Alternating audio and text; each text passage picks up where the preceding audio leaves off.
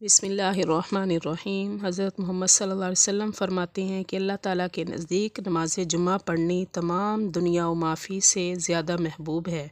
اللہ تعالیٰ نے حضرت آدم کو جمعہ ہی کے دن پیدا کیا اور جمعہ ہی کے دن جنت میں داخل کیا اور جمعہ ہی کے دن زمین پر اتارے گئے اور جمعہ ہی کے دن قیامت ہوگی، اور اللہ تعالیٰ نے زینت دی ہے اور تمام دنوں سے جمعے کے دن کو، اور جمعے کے دن اللہ تعالیٰ بہت رحمت فرماتا ہے، اور جمعے کے دن مومنوں کو ان کے کاموں کے سبب سے نور میں ترقی ہوتی ہے، اور جمعے کے دن فرشتے بیت المعمور میں نماز پڑھ کر امت محمدیہ کو ایصال ثواب کرتے ہیں۔